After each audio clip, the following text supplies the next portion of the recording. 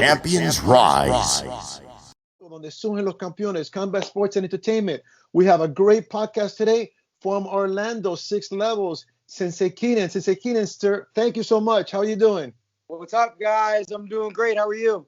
Awesome. Let me say that my wife was talking to you on the phone. You were going to be part of our event, and you had such a positive energy, such a inspirational energy. Your guys were making weight that we said we had to get you on the podcast because our logo is where champions rise. And you guys had that attitude of wanting to rise. So we wanted to have you on the podcast. Thank you so much. I really appreciate you guys having me on, man. I was excited all week after you guys told me. So thank you. I appreciate it. Yeah, like I said, we provide a platform for combat sports and entertainment, so we can spotlight all this talent, and we want this energy of hard work, professionalism, because that's what's going to bring the martial arts and combat sports to another level. So, thank you for being part of that. I 100% agree, and very welcome. And my guys, man, they were so excited to fight for you guys. We went through the fight camp already, and one of them, it was their first fight. So he's like, I want to make the weight. And the other guy was like, I'm making the weight. So I was like, let's finish it, man. Yeah. So, that's the attitude. That's because, as a producer, it's terrible that you put on a show, you put time, energy, and money into it. And you have guys that don't make weight, show up after the face off. They don't show up. And you know what? If you want to be a professional, we try to do our amateurs even at a professional level. So you're get used to the professionals. Let me start by asking you. You're out of 6 levels Orlando, correct? Tell me a little bit about the academy. Yes, sir. 6 levels Orlando. Formerly, when I first moved down here, we were just called Gracie Orlando. Our head instructor, my brother-in-law, John Burke, was Hoist Gracie's first American black belt. He got his black belt from the Gracies. He bounced around a little bit, had a couple gyms up north. He ended up in Winter Garden, Florida, where our gym is now. We are a Gracie Jiu-Jitsu self-defense gym. We get a lot of clientele, families, doctors, lawyers that just want to protect yourself. God forbid a street fight happens. But we have a really good competition team. I fought professionally, so we specialize in the self-defense. But if MMA, a grappling tournament is something you want to do, we can steer you in that direction as well. Awesome. And we try to do that in 305 Fights. At our events, we have the MMA, we have the kickboxing, we have super grappling fights, because we're promoting martial arts, all the schools, all the benefits of the martial arts. In our gym, we have a martial arts class, and then we have MMA, combat sports, meaning martial arts. It's great because meaning martial arts is that we focus on self-defense also, and provide, we try to provide all the benefits of the martial arts for everybody. Let's get into your background. Like you said, you're a professional fighter, 6-2, black belt in jiu-jitsu. Talk to me a little bit about yourself. So I grew up boxing. My dad was a boxer, so I'm from Ohio originally. I boxed my whole life. I played football in college. And while I was in college during the off season, I really started to box, really started to learn the science behind it, started sparring, and really fell in love with it. It was no more just a hobby. It's something I wanted to do. At the time, I loved the UFC. I loved Bellator. I loved Pride fighting. I was a huge fan of it. But it never dawned on me to train jiu-jitsu or mixed martial arts at the time. This was in, early 2000s. So to me, fighting was Mike Tyson. Boxing, I want to knock everybody out. That was fighting, right? So I was going to a boxing gym. My sister met my now brother-in-law, John Burke, down here in Orlando. She called me because she knew I was such a big fan of MMA. She was like, you'll never believe it. I met this guy. He's a black belt underneath Hoist Gracie. He's a fighter. And I'm just thinking this is a guy giving her a line. I was like, there's no way this guy's a black belt underneath Hoist Gracie, right? The next day I get a phone call from John being like, you don't think I know Hoist Gracie? I'm like, to be honest with you, dude, no, I don't. Right? Like, I don't. I think you're giving my sister a line. I fly down there. Now, I'm a junior in college. I fly down that summer. I attend a Hoist Gracie seminar. I meet Hoist Gracie. I hang out with them all weekend. I train jiu-jitsu for 3 months. I go back to Ohio. I finish my senior year, and I move down the second I can. So I moved down right away in early 2007. And I told my brother-in-law, I said, I want to fight. He goes, pump the brakes, man. You need to learn some grappling. I was like, grappling? I'm going to knock everybody out. So he made me, you know what I mean? I trained grappling for a year before I took my first pro fight. I took my first pro fight in 2007, and then slowly started evolving, started with the Muay Thai, the wrestling, the kickboxing, and then kind of bring it all together. My last fight was probably about maybe 4 years ago. I had 2 fights. I dropped down a weight class. I was fighting at 170. I dropped down to 155, and it was the best 2 fights of my career. I won the Florida State Lightweight Championship with the Real Fighting, the RFC in Tampa. Yes. And then I fought right after for World Series of Fighting and had another dominant performance, another finish. But I broke my foot really bad, and then it was kind of affecting my teaching at the gym. I was 30 years old at the time, and I was like, man, do I want to grow as a fighter? Do I want to really concentrate on teaching? And I kind of chose the teaching path. But now those last 4 years, I get the itch every now and again. I'm like, man, I want to get back in there, especially teaching fighters. You know, me training like the 2 guys that want to fight on your correct, yeah. I'm like, man, I think I can still do this. Yeah. But, well, but that's great because all that experience and all that knowledge is what helps you pass it on to the people that you're training and the people that you're coaching. You know, it's funny, but your evolution is probably almost everybody's evolution in the beginning. I have a kickboxing brother. I have a martial arts brother. We started in karate together. Then he became my boxing and kickboxing coach, and he actually boxed for Angelo Dundee. Yeah. Geez. Yeah. And from boxing, he went to kickboxing. From karate, he went to boxing to kickboxing, and then from kickboxing, back then there was an MMA. Yeah. You know, it was separate. You had wrestling, whatever. I did wrestling, whatever. But eventually, those are the guys that, I mean, if you look at the UFC, they get into the combat sports because they have these backgrounds either in boxing and kickboxing or judo and whatnot. Yeah. Let me talk about something before. In the 6 levels in Orlando over there, what is your social media so if people want to get a hold of you? I think it's just the number 6 and then levels. So LEVELS. So it'd be at 6 levels. Good. And you are on Instagram, Ryan Keenan, correct? Yeah, it's Keenan, just my last name, Keenan, KEENAN, RJ85. Excellent. Anybody that wants any information, they can contact us at 305fights.tv and we'll get the information forward. We appreciate that. With this vast experience and whatnot, what other you said you have a martial arts program and you have an MMA program. Do you do any other programs you have? Do you have like a boxing, striking program? So we call it striking because I head that up.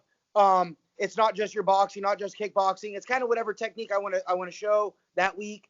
Maybe it's a boxing combination, maybe it's a kickboxing combination, a Muay Thai combination. So we have a striking program.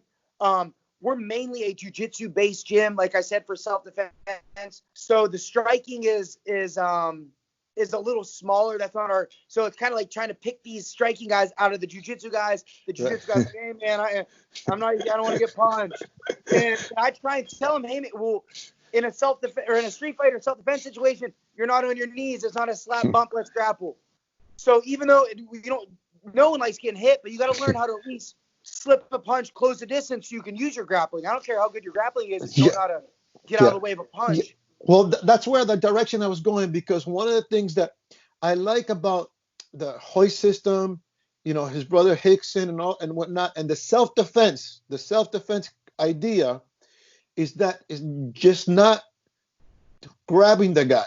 You got to be able to defend yourself from kicks and punches, and they have strikes in their curriculum. Yes. You know, they have strikes in curriculum, and it's funny because in our curriculum is self-defense based. It's my own system, and then we have a combat sport class where we pick out, you know, okay, let's do a double leg or let's do an elbow or whatnot. Yes. And I think those systems are the systems that translate best to mixed martial arts. Yes. Because you'll find out, you know, let's say be it a wrestler, whoever it is, once they tip into mixed martial arts, there is a transition you have to go through. So that's what I was going through. That it's important to be open-minded like that, because you have to make that transition. Like, for example, yourself, or somebody that's listening, tell them what are the challenges they're going to get into that transition to go into MMA, and what do they have to focus on. Just like for a quick example, I boxed my whole life. So when I came down and I started training mixed martial arts, the boxing stance is real staggered and wide. I couldn't check a leg kick if my life depended on it. I never even knew what a leg kick was, or a takedown. People were grabbing my front legs, single legs, and taking me down. So that's just an easy example. You can't just be a traditional boxing stance. You have to, maybe square your hips up so now we can defend takedowns and throw knee strikes and round kicks and check kicks. So that's just a small example. But like you said, you have to be able to adapt, and you have to be like an open book. You can't have your one set thing. This is how it's taught, and this is it, and that's the only way. You know what I mean? You got to, especially guys that have experience, it'll tell you, no, man, that's not going to work here. You got to be able to tweak yourself a little bit. And they'll explain to you why. So you can't be dead set. This is the only way. You have to be open-minded. And that's what we get. A lot of guys that come into the gym and they're a little nervous. They're like, hey, I've never trained any kind of martial arts. And I'm like, you know what? To be honest with you, it's better that way, because you're just open to everything we're going to tell you. You're not like, I learned it this way 5 years ago. I'm good. Like, yeah. Well, it's funny. I define martial arts as research of possibilities. So you have to, I like that. You have to be open to the possibility. And just from like previous martial arts background, and then the experience with having a combat league, it's great, because you get to, you're in the cage and you're getting to see these guys and you're training these guys. And one of the things I see with the grappling arts, be it wrestling or whatever, one of the challenges dealing with ground and pound, because in a judo match, in a grappling match, in a wrestling match, you don't have somebody punching at you, and all of a sudden your head is against the floor. Nowhere to go. No, exactly. So I'm always talking, and I see it just from our experience, is those are what I call tactical considerations, the transitions that you have to be aware of now, because you have a guy that when you go to the ground is going to be punching. Yes, sir. Another thing that you said, a guy boxing squares up in a boxing stance, this guy is going to start throwing leg kicks, might go for a double leg, for a single leg. Yes. So, and these things are the things, what I call tactical considerations that you have to be preparing. Now, yes, you kind of went over technically how you do that. Let me go into like training wise, strength and conditioning. What are you guys are doing over there to get you guys ready for competition and for? So we obviously, now I like to say I'm not like the old school training guy, but when I first started in, 2006, 2007, it was spar and spar hard. Whether it was big gloves or small gloves, we were banging. Gym sessions were wars. So from me being through that, I think I've become a little bit smarter. So I don't, obviously my guys still spar and train hard, but I try and limit them taking as much punishment as I can. We spar with the big gloves on. If we're going to do any kind of a stand-up round where it's geared more towards that, punching and stuff, we got our big gloves on, we got headgear, we got the shin pads. And then when we put the small gloves on, because you got to get used to grappling with those small gloves on. So we'll do the small gloves, we'll do a lot of drilling, and we'll take it down on the punches. It'll be a little bit easier to the head, but we're drilling live. As far as conditioning goes, I'm a big believer on road work. I'm like kind of the old school mentality. You better get your road work in. You're running, you're doing your sprints. Weight training, if we're not in camp, let's get our weight training done before we start a serious camp. And then depending on if you have to cut weight, I don't want to see weights. Or if you're going to do weights, I'd rather see the rubber bands and the med balls and the kettlebells. Let's make it more sport specific. And I like circuits. I like everything in time. What we're fighting 3-minute rounds. Okay, so let's put a 5-minute circuit together in a minute breather. And then I like the battle ropes, the med ball slams, flipping the tires. I like that old school stuff. I think the smarter school is combining the old school with the new school. I agree. Some people I just have a girl, she's training now, and she texted me yesterday, I ran my 4 miles, that are road work. Yeah. Some people, some people don't like road work, but how's Muhammad Ali about road work? Road work is it's essential. Yes. The doing the timed rounds. You know, I think the boxing's methodology of training, if you incorporate that with the kicking and the grappling, it's really, really great because, you know, you got to think about it. Those guys are in there 12 rounds throwing what, Yes. 100, at least 100 punches a round. You know, an MMA match is 3 rounds, 5 rounds. Yep. You know, Yep. like you said, the weightlifting is, I prefer the weightlifting, like you said, not in training camp is good, but Yep. combining it more with the functionality, you know. I agree. Yep. You said a topic that I wanted to discuss that I discussed with a lot of people. In fact, I have a twin brother. I gotta warn you, okay? And he's actually now at 50. He says 55, but it's actually 56 years old. He got back into competition, Oh, and he's competing. He did really good last year. He got a silver in Las Vegas in the Worlds in Jiu-Jitsu. His masters. no, His masters. that's awesome. His masters Mario Sparring. Mario Sperry. Yeah. So, Sparring's the but man. but we got into an argument because I don't believe in sparring hard. I see what I've seen is a lot of guys, by the time they get, most of the guys, when they get in there from a producer, when I see them show up and they come to the medical, most people are injured. They're fighting injured. Yeah.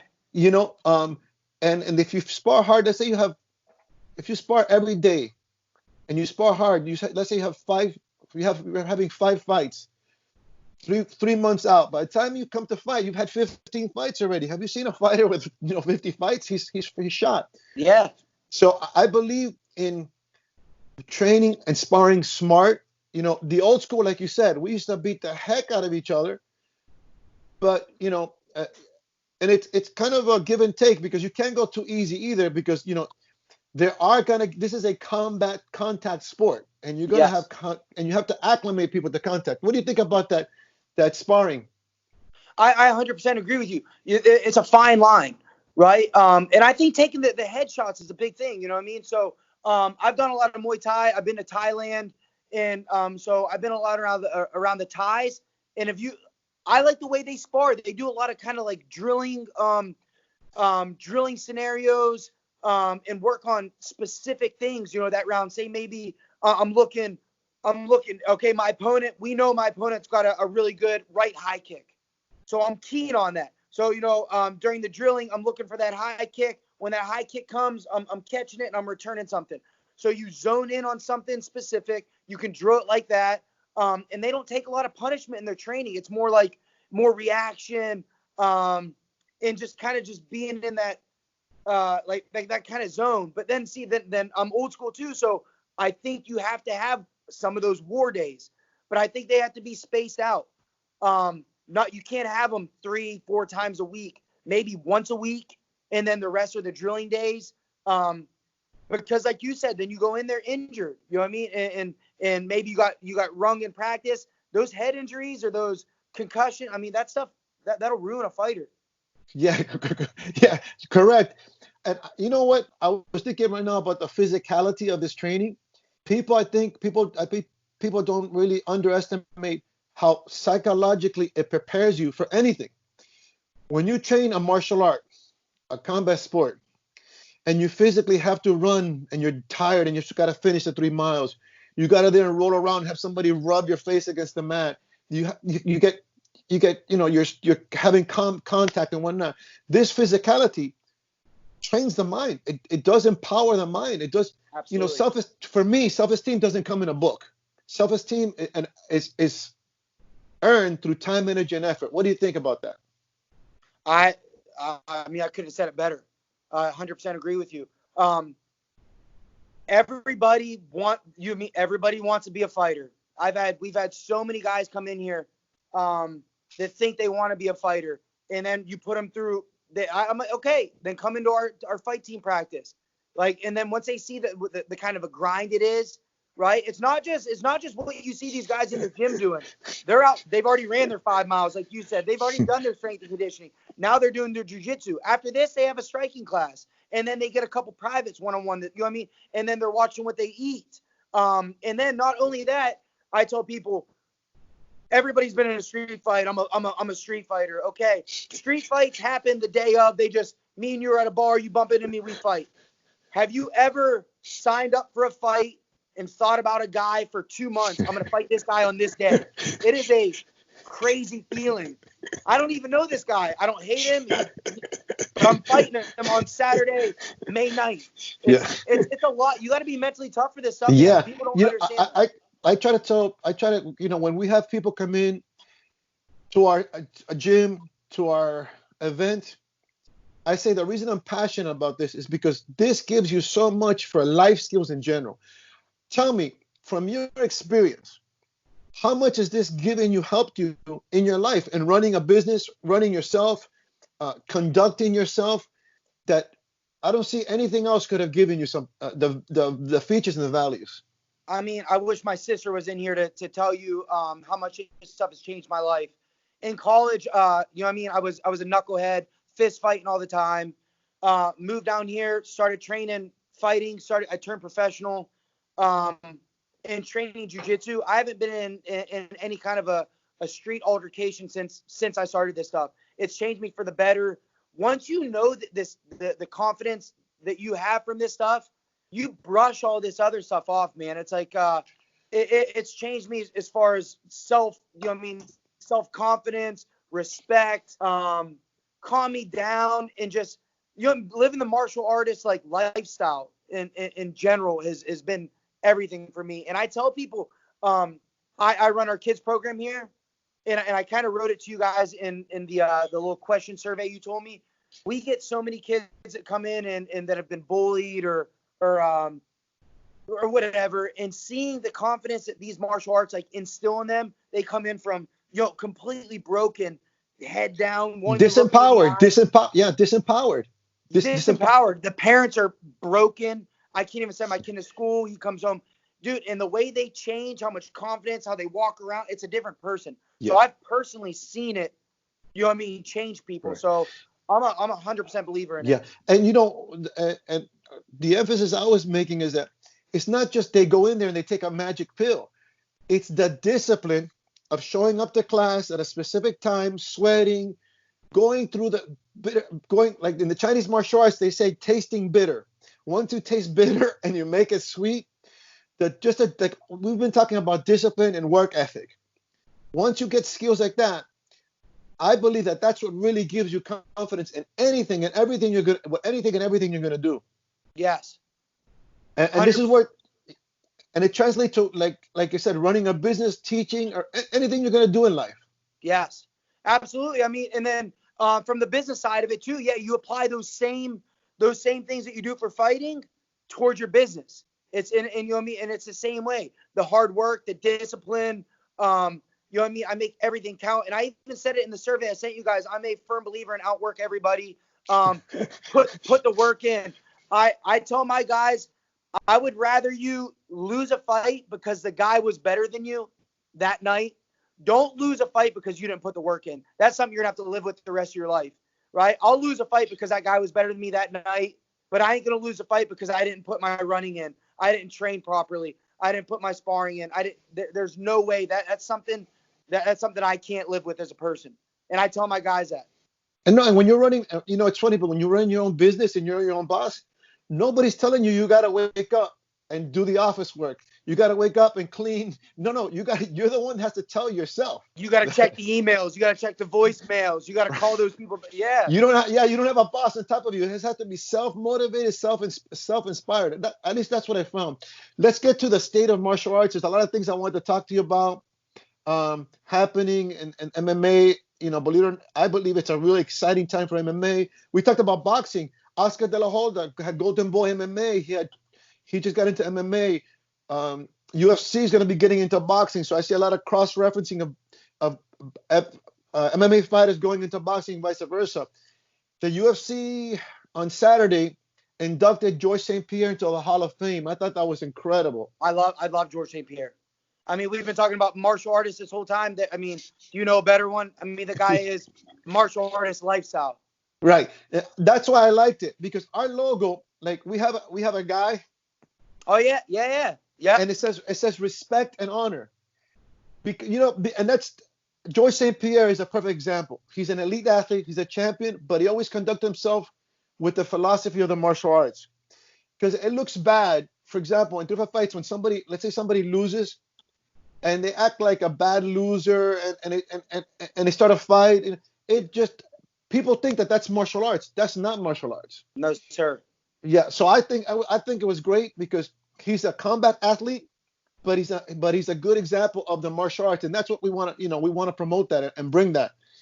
So I was really happy that he was inducted. They have some other crazy things happening. They have this Fight Island happening. This is interesting. I think about Enter the Dragon, Bruce Lee movie that the Fight Island. Yeah. So supposedly they're gonna have Masvidal and McGregor. Conor? Yes. What do you think about that fight? I don't. Is it at 155 or is it at 170? Did they say yet? I think it's at the weight class that Masvidal fought and won the title at. So I think it's at 155 then. Would that be 55 or 70?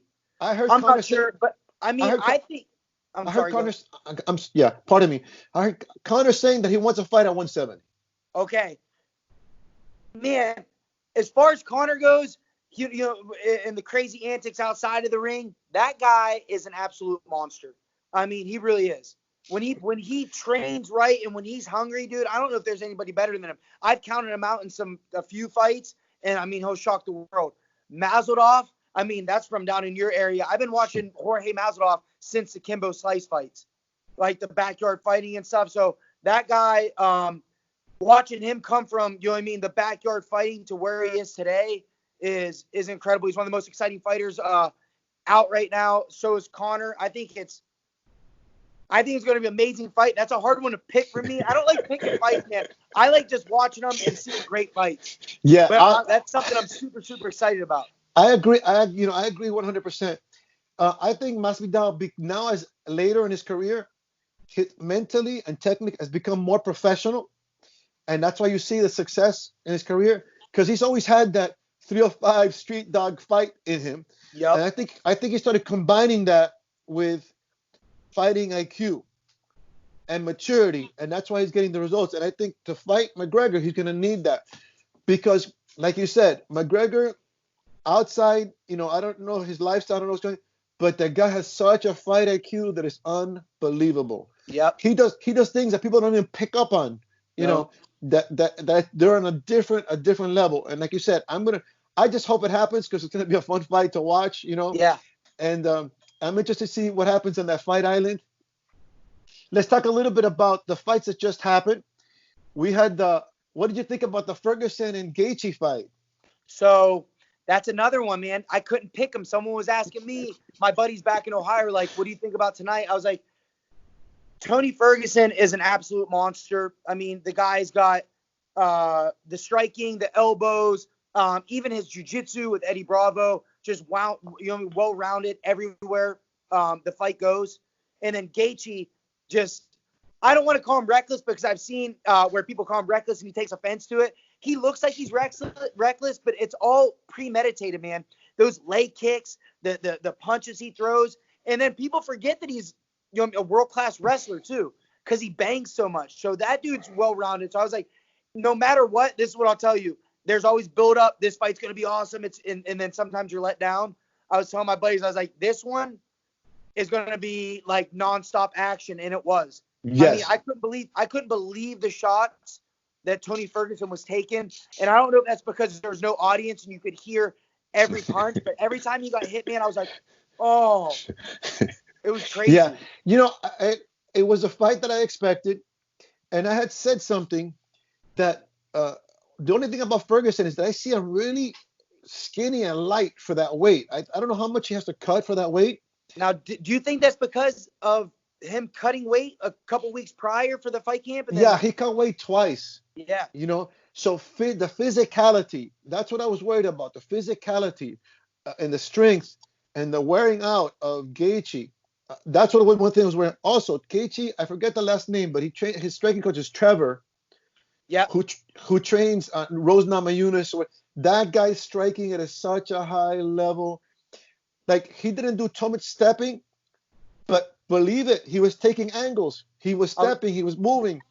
Yes, you couldn't see it as much, but and what I think Gaethje did this time different is that he's listening. He's becoming less, not reckless. I say, Yeah, less, right. less crazy, whatever. And you know what I liked about him? He went back to his corner, and his coaches told him something, and he said, "Yes, sir." And he answered back like listening to orders. Yeah. When you see that he's listening, he's paying attention, and he's progressing at that level, that is a dangerous fighter. That's what McGregor had in the beginning. Yep. So it's interesting to see that fight if it happens, the Gaethje and Khabib. What do you think there? Man, Khabib is a dog, dude. I mean, you see what he does to these guys. If he gets a hold of you and he takes you down, I mean, it's game over. It's game over. And he can take a shot.